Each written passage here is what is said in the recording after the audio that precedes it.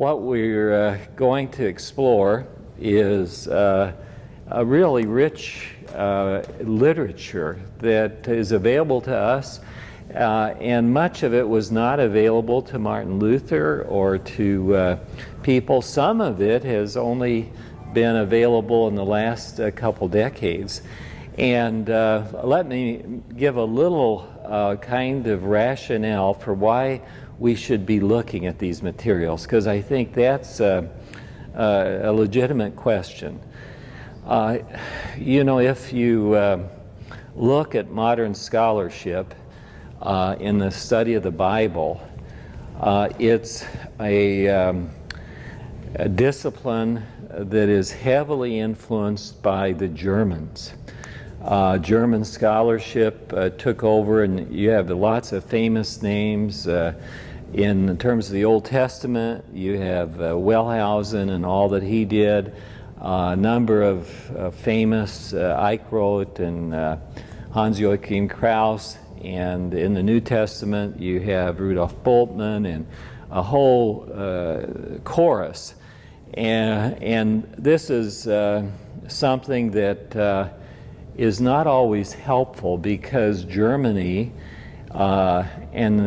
this then flows over to England and to France and to Western embrace of the Bible, was heavily influenced by rationalism, so that there's a tendency to look at the Bible through the lens of a strict and exhaustive reason, and that challenges much that the Bible says about Jesus turning water into wine. That, in the rationalistic viewpoint, becomes symbolic and not actually transpiring. So much contemporary New Testament and Old Testament scholarship has now, there's a small stream of traditional exegesis across the Christian family, and I might say, across the Roman Catholic community. If you read Pope Benedict, some of his views of Jesus are quite in line with our views. That is, he believes that Jesus is true God and true man. He argues in his books that these wonderful acts of Jesus were in fact the case, and he tries to make a case over against rationalism and over against the dominance of reason within the Catholic tradition. Someone once told me that German scholars have a problem because they smoke too many cigars.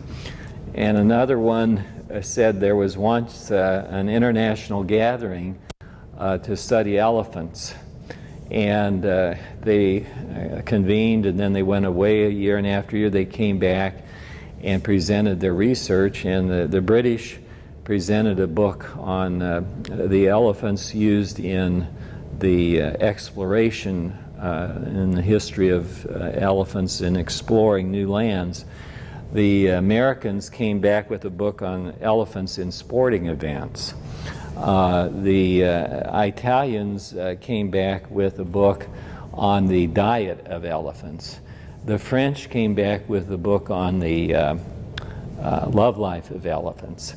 And the Germans came back with a 7-volume set entitled An Introduction to the Study of Elephants.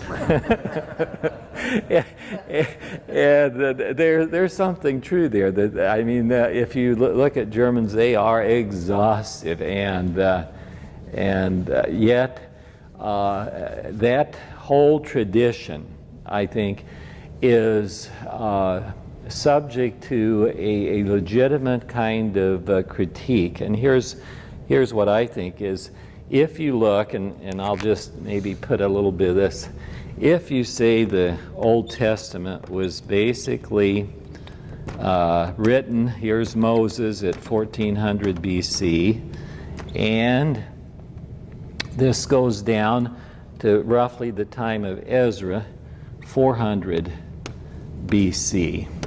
So you have this incredible corpus called the Old Testament Scriptures. And if I could spend just a minute there, if you look, we have lots of very ancient material now from Babylon, from Assyria, from a place called Sumner, from a place called Ugarit, from a place called Ebla, of course Egypt. And these great civilizations of the ancient Near East produced lots of material, but nothing comparable to the Old Testament in their size and in their literary depth. Like in Babylon, for example, you have a creation account called the Enuma Elish, and yet most of the documents that we get from these ancient civilizations are involved in trade and involved in business matters and royal matters, that is, the king and his court. What you don't see, and this is kind of striking, in any of the Egyptian or the Babylonian materials, the Assyrian materials, you never have a king criticized. Isn't that interesting? You never have a critique of the royal family. In the Hebrew Bible, the kings are subject to severe criticism because they have not been faithful to Yahweh. All the kings of the northern kingdom and many kings of the southern kingdom abandoned Yahweh. So even King David, the premier king, is subject to critique, by the prophet when he transgresses, as we read in the Psalm. So what I want to do is kind of highlight the uniqueness of the Old Testament in its ancient environment. And then if you go to the New Testament, depending on where you date the first book, many scholars think 1 Thessalonians is the earliest, or perhaps James, but let's just say the New Testament. Here's the Old Testament. New Testament, roughly 4950 AD through 90 AD. So we have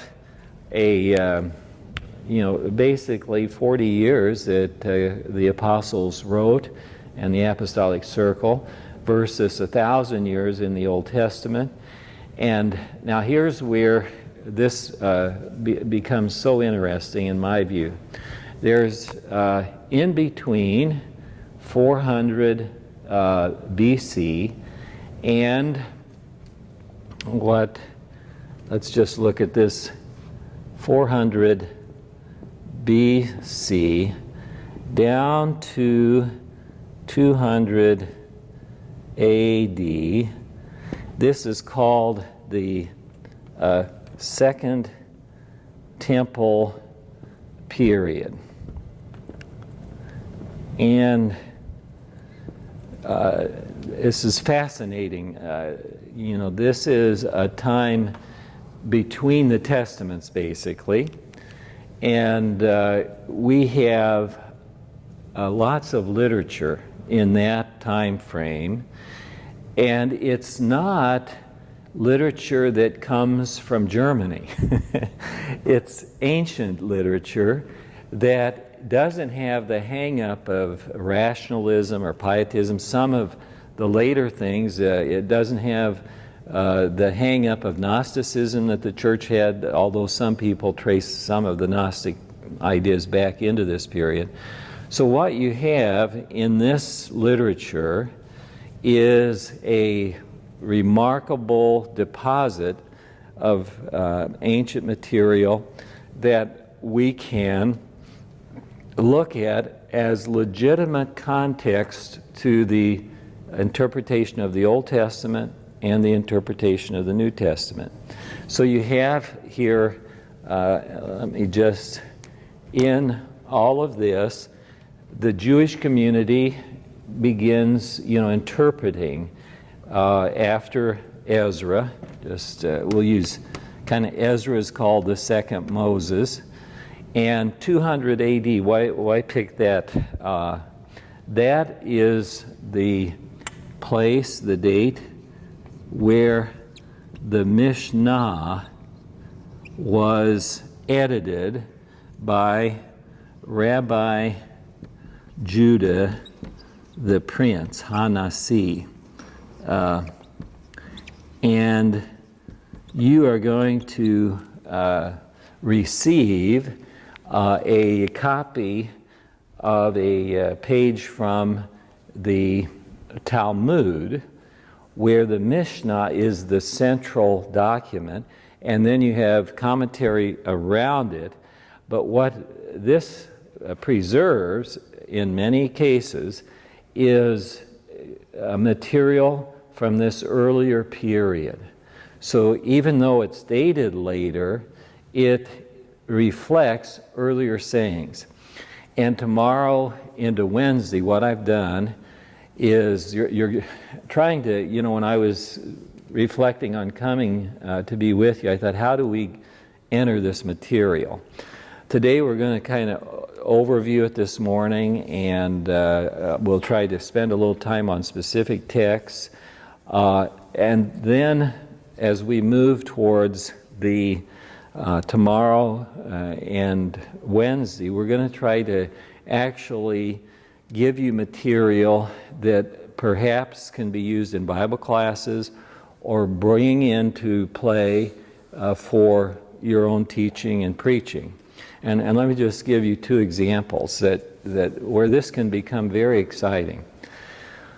In the New Testament, one of the frequent claims of the apostles is that Jesus was raised from the dead. Egerthe, an aorist passive from egeiro.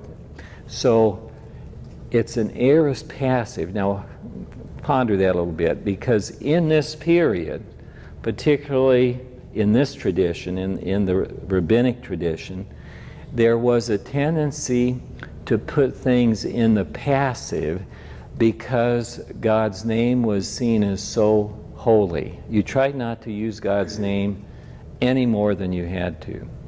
So, for example, instead of saying, God gave us a good day, they would say, a good day has been given to us. And everyone knew you were saying God gave us a good day, but you weren't using the divine name and jeopardizing possibly its misuse. So that if we look at this, Jesus was raised from the dead, from that perspective, it's saying God the Father raised him from the dead. So it's not an impersonal force that was raising Jesus from the dead, but God the Father receiving his sacrifice as adequate. Another, just a simple example, is to avoid using the divine name, they would use a synonym. So that, for example, in Mark's Gospel, you have Jesus proclaiming the kingdom of God. In Matthew's Gospel, it's changed to the kingdom of heaven, where everyone, the Jewish audience, would know they're talking about God. It's just a polite way to refer to heaven as a polite way to not risk, using the wrong name. And what is so interesting here is that you begin to sense, and we'll get lots of this, the kind of reverence that the ancients had in terms of how we use our tongue, how we relate to the divine. Our culture, I think, used to have a sense that, if a person was, quotes, cussing, that was kind of out of bounds, wasn't it? In the medieval period when I was growing up, you'd get in a big trouble if you used the divine name in school, even in a public school. I think our culture has moved away from that, haven't it? I mean, you hear movie stars using bad language with, relative, no one. And that's indicative of what we're going to see, I think. I'm going to try to give you a paper that I've put together supporting our view of the practice of the Lord's Supper by looking at some of the ways this literature describes eating. For many in that culture, and I think for Christians, eating was not just pulling into McDonald's for a double cheeseburger and fries, but it was a religious event. And it was a practice in which you gave thanks to God, but you also exhibited proper behavior in conjunction with that practice. Welcome. Good to have you with us. Your name? Howard Johns. Okay, and where are you from, Howard? Xavier Anderson, South Carolina. Okay, well, very nice to have you with us. And sorry for being late. that's okay. We're just kind of beginning to pull together some thoughts. And so here's what I'd like to have you do as we're going through and looking at this material. Number one is think about the broader assumptions that we find in this literature with respect to God, with respect to the Torah. That is, the Jewish way of looking at the Old Testament is to view it as Torah. It's all quotes revelation of God. In some of their strands, it's the law of God. So we want to kind of see to what extent did the Old Testament shape their views. And then I think at a middle level, we can look at such things like table fellowship and other practices. Let me give you an example there, because that's kind of interesting. There are some very famous scholars who like to cite a late rabbi in his view. One of his sayings was this: "I thank God every morning that I was not born a woman." A woman. Yeah. So that saying has, and so it's they've run with that saying and say, Second Temple period, everybody was a misogynist. They viewed women as lower class, and therefore we can set aside that view and promote women's ordination, promote aggressively the opposite view as Christians. Well, what happens though, if you really look at the literature, you have women serving in remarkable ways. I mean, you look, for example, at the apocryphal book of Judith. I mean, if you went on a date with Judith, you behaved yourself because she was a righteous woman, And if you misbehaved, you're liable to lose your head. I mean, she's very much like Esther, I mean, she's very instrumental. If you look at an apocryphal work like Susanna, here she's more righteous than the elders, and so this caricature is not sufficiently captured by just looking at one saying. You have to look at the literature as a whole, and that's where we have very interesting challenges. Let me just kind of begin this adventure. I invited you to consider getting Jewish writings of the Second Temple period, and as you did that, were you kind of amazed at the wealth of material? I mean, there you have Philo, you have Josephus, you have all these other things, and we'll come back to that, but if I can try to enrich this portrait a little bit, is what happens as this unfolds. And I'll try to lobby for certain events, and feel free to challenge any of my comments. I mean, they're not inerrant, they're simply right. But it's a fascinating thing to study history. It's like I wish we could get the same interest down here. I know because one time many moons ago, Pastor Ohlendorf invited me to Salem, and they were celebrating an anniversary. And lo and behold, suddenly out in the church graveyard, there are flags on the Confederate fallen. And then there were guys in Confederate uniforms. I thought, my word, is it safe to be a Yankee here? I mean, and it was, I thought, a wonderful celebration. And it wasn't one of the previous pastors, a chaplain in the southern. I'm not sure. Okay, I thought maybe it was you that was rooting for the South. I don't know, but in fact, I just have to spend a moment on it because we love the South. We think people are more civilized down here than up north, and so we took my parents on a trip down the Natchez, or my wife's parents down the Natchez Trace, and stayed in antebellum homes, and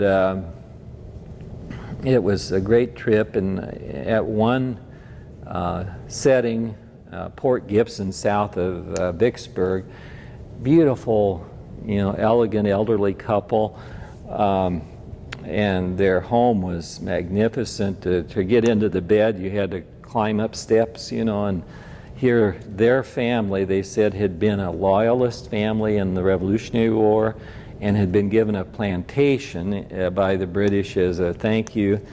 And so we were enjoying their family history, and my wife's sympathy was moving towards the South. I mean, she was sad to hear all the things that had happened to their family, and I was trying to be accommodating.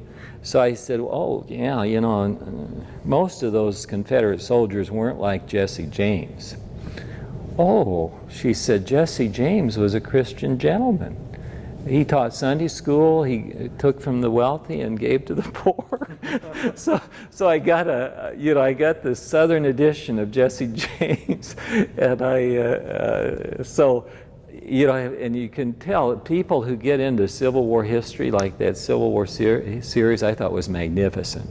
And that's my point, is I wish we could develop the same interest in the Second Temple period, because it's so suggestive and helpful in interpreting the Holy Scriptures, the Old and New Testaments.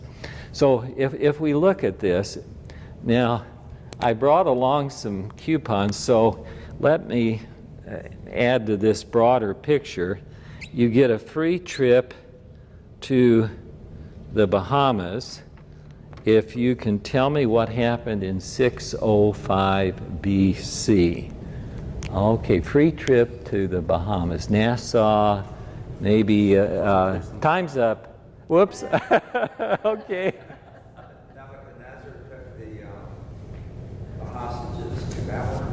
My word, that's right. I mean, you get the trip. Now, it may be eschatological. I mean, but you're. The reason I know is because I just preached on Ezekiel last Okay. Sunday. All about Ezekiel. Well. Where did he come from and who is he and all that stuff, and that's why I got a lot of history out of that. Well, and you're exactly right. I mean, most. Yeah, right. I mean, most people feel, at least, that in this, that Daniel was taken, and then in 597, Ezekiel was taken to Babylon. And here, we know from the Assyrian annals and whatnot that the strategy of the Babylonians was to take the higher echelons of society back to Babylon, so that instead of just killing everyone, they had a relatively kind and generous openness to take the people who might lead an insurrection, the leaders of society, and they would just absorb them into Babylonian culture. And so this was the first two deportations were like that.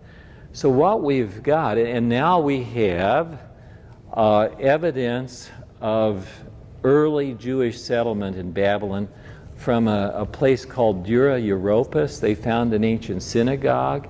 And another find was trade documents with a family there that was into fabrics and the trades. So what is happening as we enter this period just prior, there's this movement of Jewish people out of the Holy Land because of the conquests.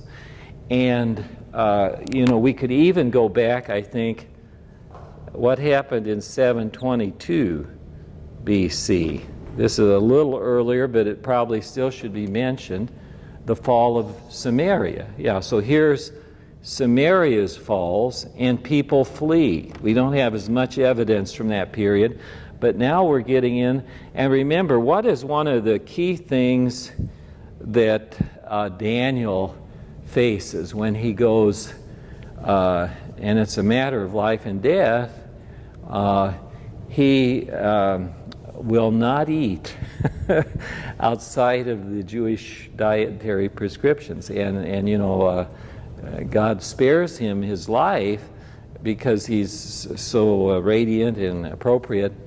But that's an illustration of how suddenly the Old Testament culture is, the north is gone, the south is there, and it's being diluted by these sorts of conquests. So, the Babylonians are taking leadership away.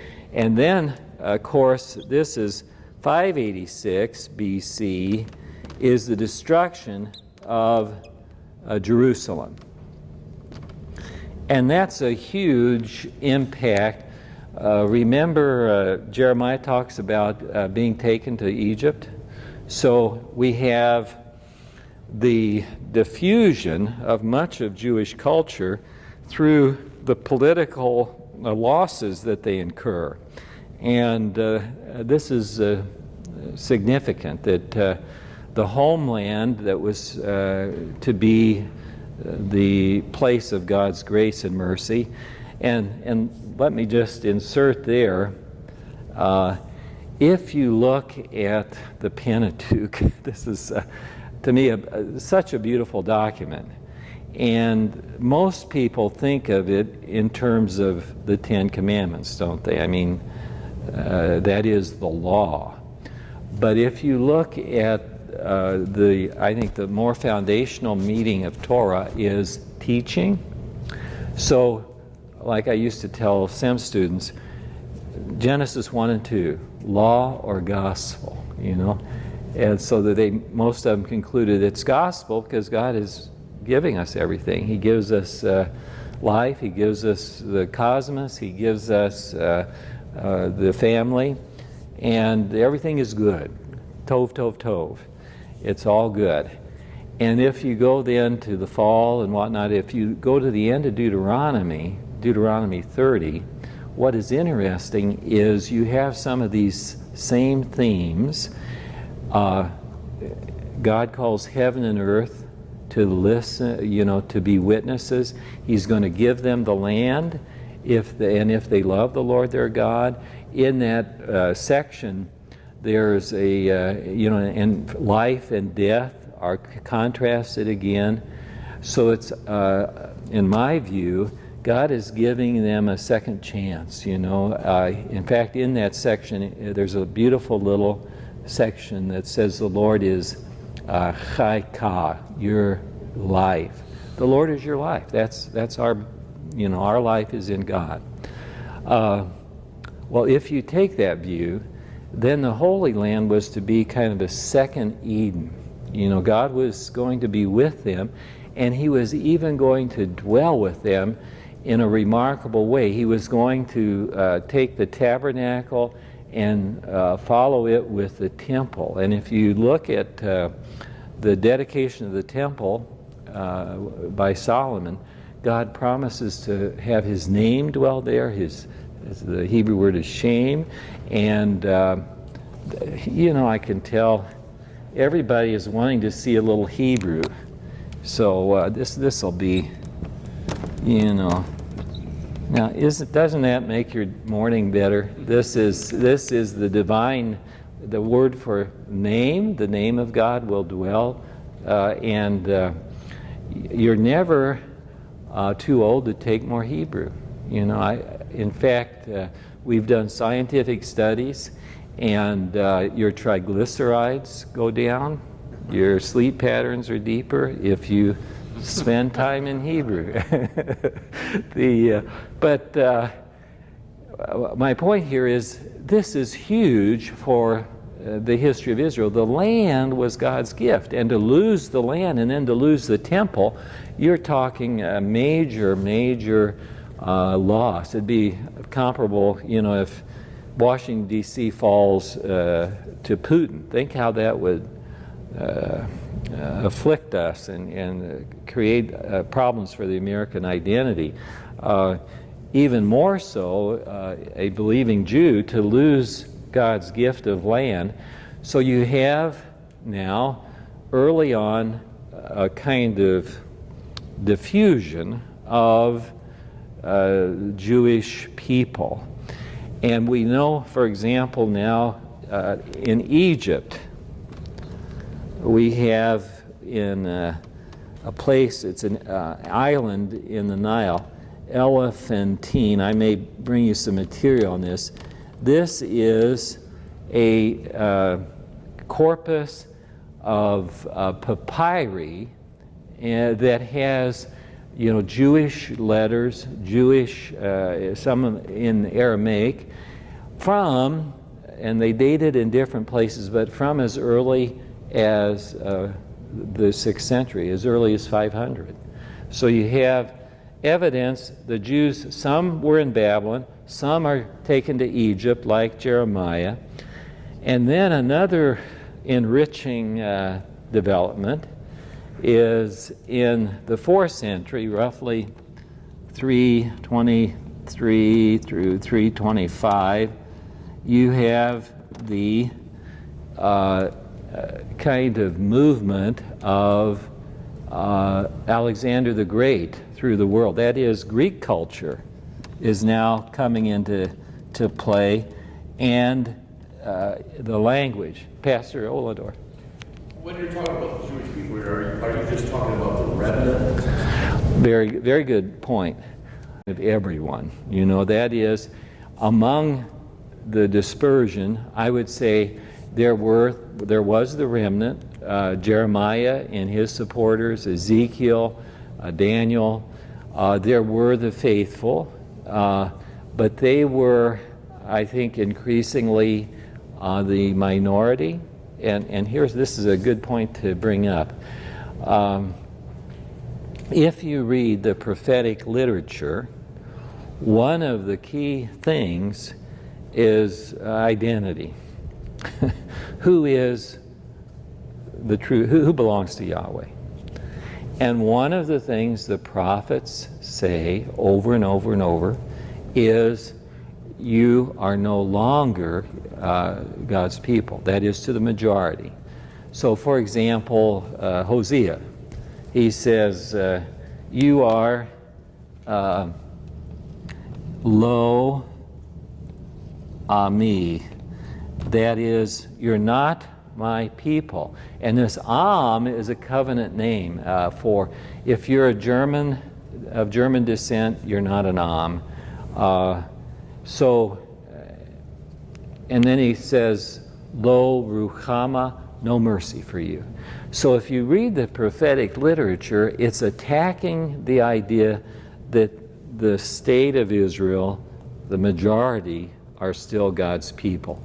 And in the north, you know, you have Amos, you have Hosea, really hammering that very early in the 8th and 7th century. And then you go to Micah and Isaiah in the south.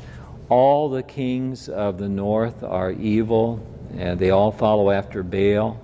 So what we're talking about here is the whole picture, but the prophets rightly challenge the view that just the state of Israel is still defined by Yahweh. And you have that already in Elijah, where he says, I'm the only Fort Wayne Seminary graduate left. and God says, no, there are 7,000, including some St. Louis grads. So, this is, think of when Pastor Ollendorf arrived. What was that, about 50 years ago? Or but what if, in his first sermon, his theme was small parsonage. And then his second sermon was low salary. Now that would have endeared people. Well, that's basically, in a much more severe way, is Hosea, lo on me, you're not God's people. You remember that contest with Amaziah where he tells the king, the land can't bear his words. So the prophet, and he tells Amos to stop prophesying, and Amos turns around and says, he prophesies the death of Amaziah and his family by year's end. So you have this intense conflict over identity. And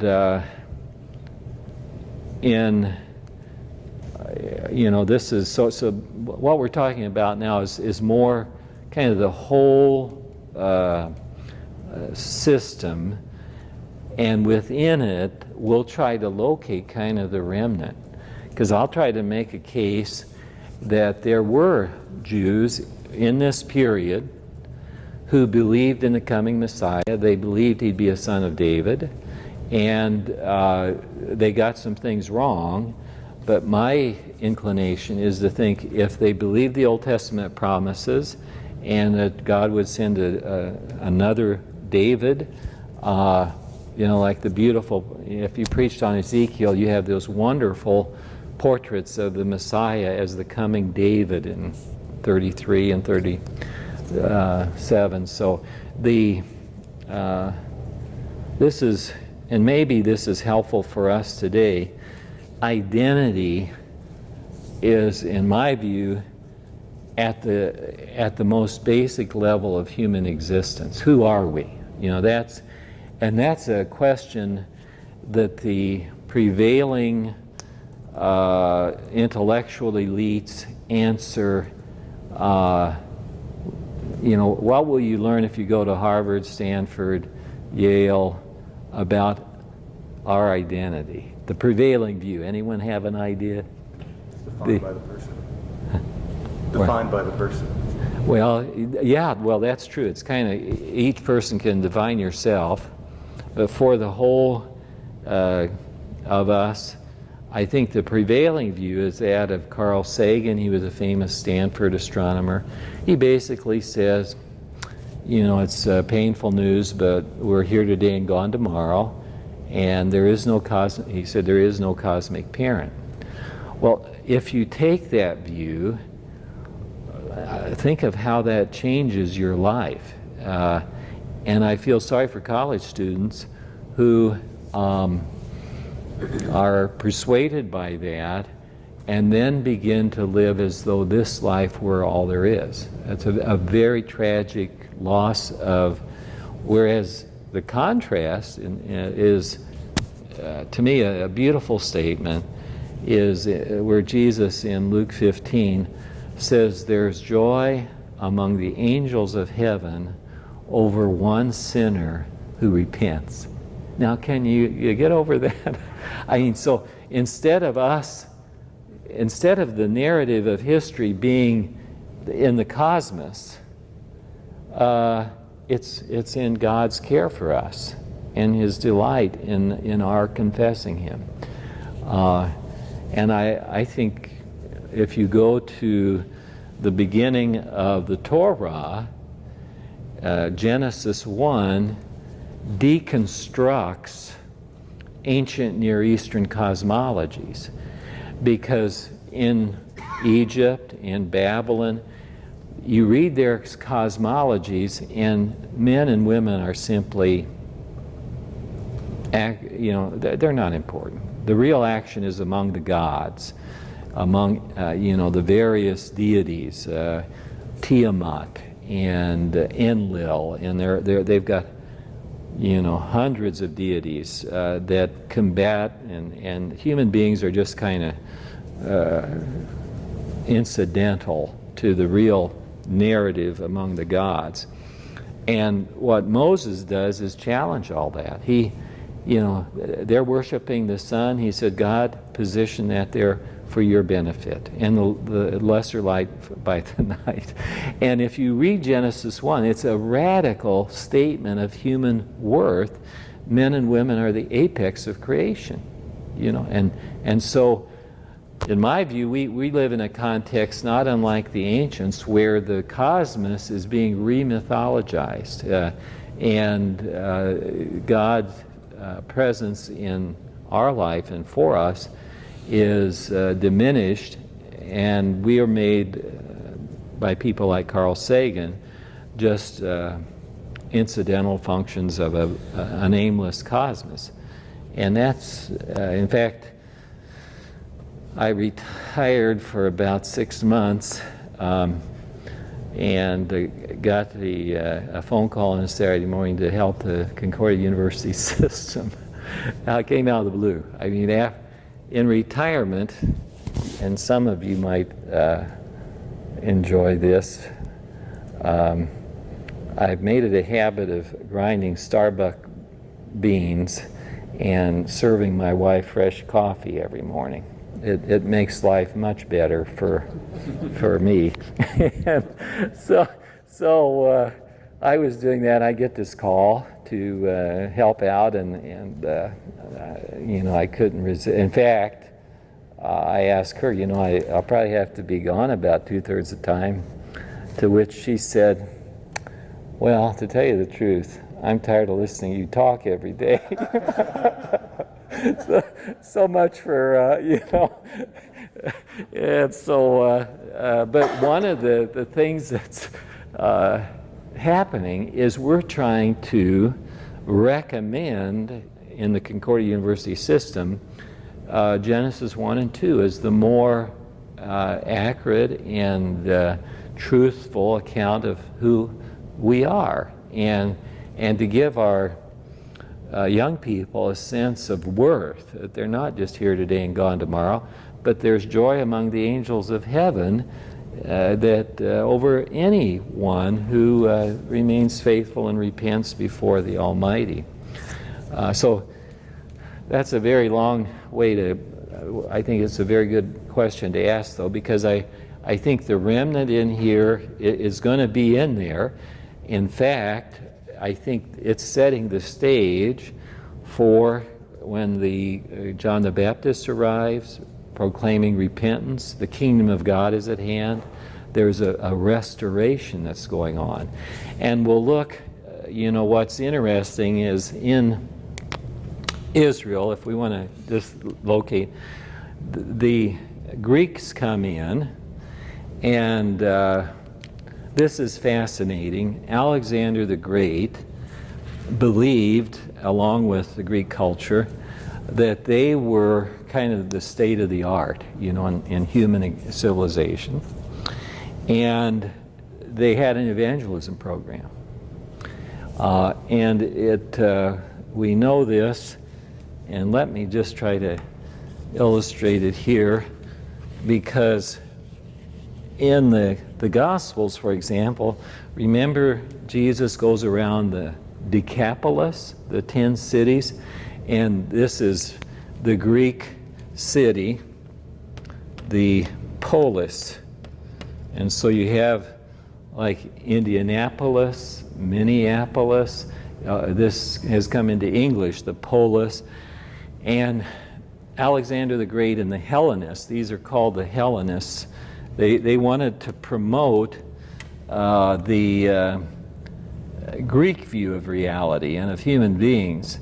So the Hellenistic movement, when they founded a city, they would see to it that there were three things that were in that city.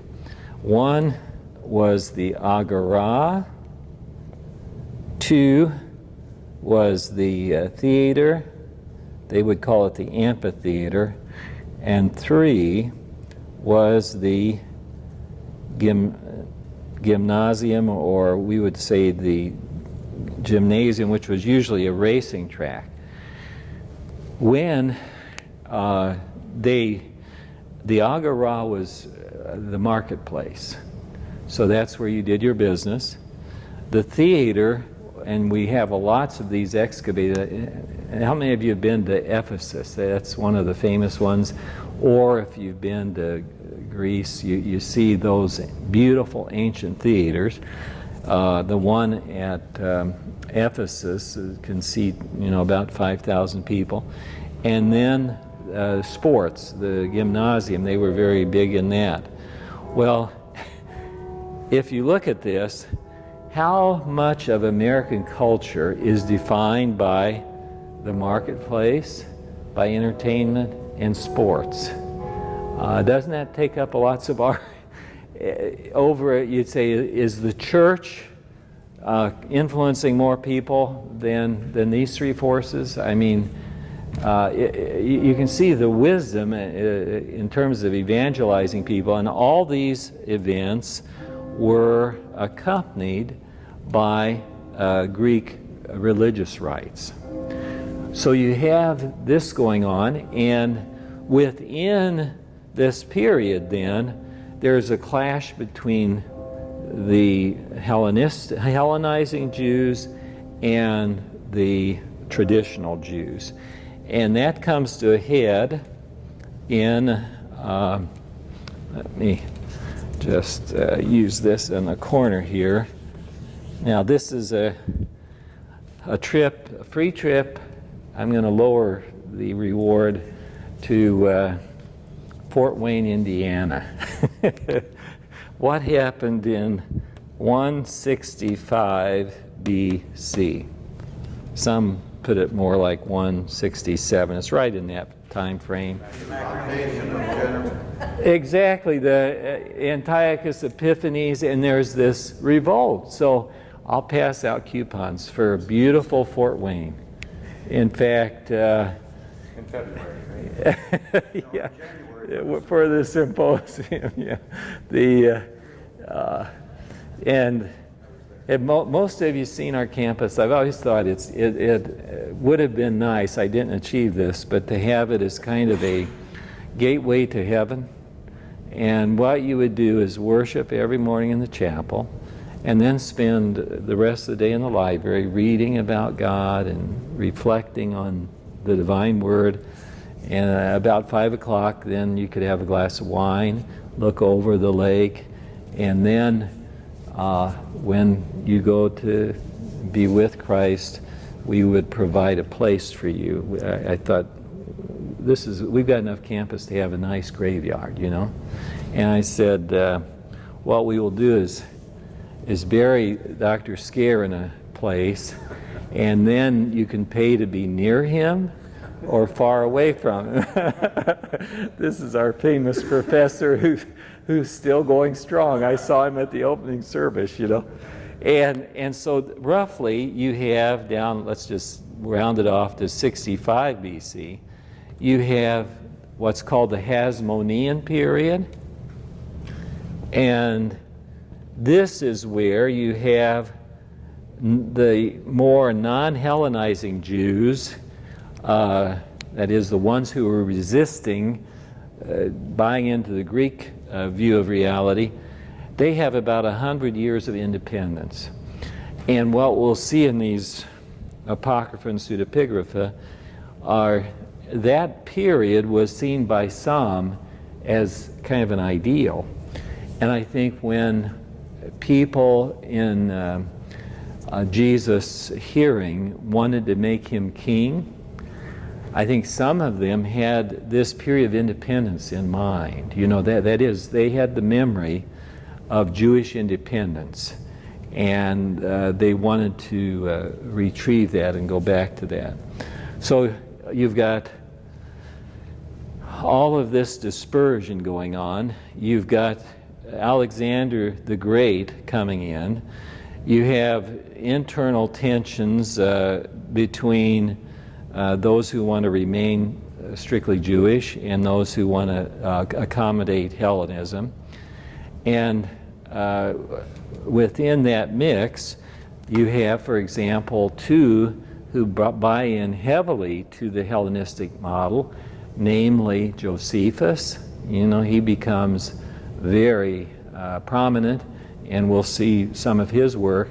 In fact, I've often thought he's an interesting person because he led the resistance against the Romans up in Galilee and really was a general. We don't know all the details, but he may have tried to persuade those in Jerusalem to surrender to the Romans. But he prophesied then that Vespasian would be the next emperor, which was a very shrewd move, who was one of the attacking generals, because when the city falls, he's treated very nicely by the general, is taken to Rome and is really treated royally by the Romans, the Flavians, and writes this long apology that defends the Roman conquest of the Holy Land and defends the Jews in a way, because he says, well, the Jews were led by a few hotheads. The majority of Jews are just fine. So you have, Philo alongside of Josephus. He buys into Platonic philosophy in a major way. So you have great intellectuals emerging about the time of Jesus, writing from a Jewish perspective, but now accommodating Hellenism and political views. And Josephus describes the Pharisees. So you've got all of that happening. And then, just in the last decades, lo and behold, out of the desert, you have the Dead Sea community. I brought along, there's another huge set of, literature that is from this period. Most of it is dated before Christ, like 200 BC. And what is fascinating here in this material is the respect they have for the Old Testament. They believe that they are the remnant. They regard the priesthood in Jerusalem as corrupt, and that they are the children of light over against the children of darkness. It's a remarkable kind of trove, and I had the privilege of studying with the scholar Eugene Elric, who edited for the Oxford edition all of the scriptural texts from Qumran. And they're all available to you now online, actually. So we've got this. Then, does he give you a running commentary, or is it just laid out the Dead Sea Scrolls? yeah, this is simply the Dead Sea Scrolls, right? This is no. This is just a collection. This is by Gezer Vermish. And there are a number of books. In fact, we'll kind of reference some of them that will try to give a commentary on the implications for the Christian community. Let me mention one, though, and then, sure. I was asking for a parallel to our current day in regard to Josephus and Philo buying into what their surroundings are telling them, their culture, the Romans, like the liberal church is in our day, buying into the political and philosophical views that are prevalent. Life's not important for one, and so on. Right. Can you draw those parallels fairly well? Well, I think you're right that this underlying identity question shapes practice, and it shapes the accommodation. And I think the reality is a very seamless, I'll just give you an example. I was in a meeting with the president of Lenore-Rhine, and I think, is he retired recently? I think he was nearing retirement. He was a physicist. But he made it clear in our discussions that he felt no need to convert some Buddhist students at Lenore-Rhine.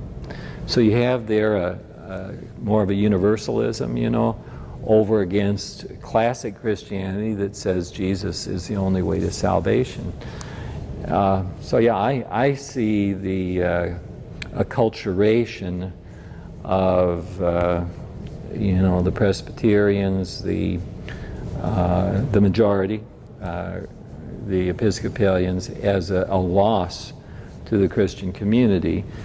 And that isn't to say there are lots of good Christians there, and we need to always note that. At the same time, the embrace of a view that there's no need to share the good news with someone who really has no confession of Jesus is a departure from Christian thinking, and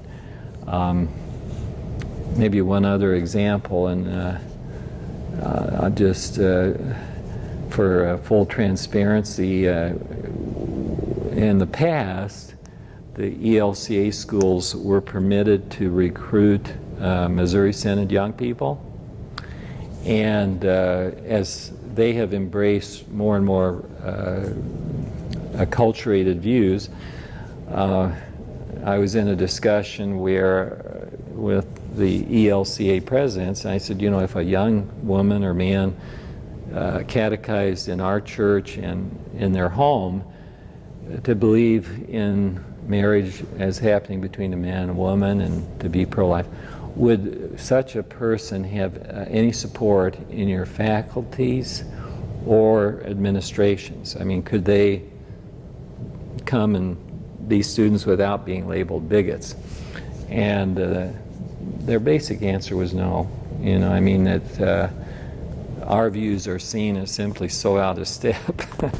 And so, to me, that's a significant problem then to recommend a young person to encounter. They'll encounter those views, but our concern for their soul is that they see the beauty and the wonder of the historic Christian viewpoint on morality, and that I think is going to be an interesting walk as we go forward. I think now some of those views are benefiting from legislation, that's been passed, so that our Concordias, some of them are having entering students sign a statement. I won't spend too much time on this, but it kind of goes to your question on identity, that the entering student will be content or willing to be treated as the gender they were designated at their birth, which is a way to protect our schools from lawsuits, I'm told, that would happen if a transgender person wants to enter the opposite bathroom, and on our campuses that's discouraged or forbidden, and then such a person could sue. So it's becoming a very big challenge for traditional Christians, I think. And what I think it goes kind of, these identity questions permeate this period. You have let's say, for example, Antiochus Epiphanes, who was willing to, bring pigs into the temple. So he's an accommodationist, And you have all these movements of people. I give one other example because I think it's startling is I have one book in my library that cost me dearly when I was in graduate school, $350 for one book. It's a patristic dictionary of the Greek fathers. I was in a graduate seminar where we read Athanasius in Greek, and I needed that book, Contra Arianis 1, 2, and I love it. It's a great book, edited by a man, Geoffrey Lampe, Lampe. And one of my colleagues who was at Fort Wayne, and he went to St. Louis, now he's retired, Jim Veltz, studied under Geoffrey Lampe at Oxford. And they were small seminars, so a year or two of that, and he felt very close. And he finally, he said one day over coffee, felt comfortable in asking Geoffrey Lampe, well, can I ask you personally, do you believe Jesus rose from the dead? Answer, no.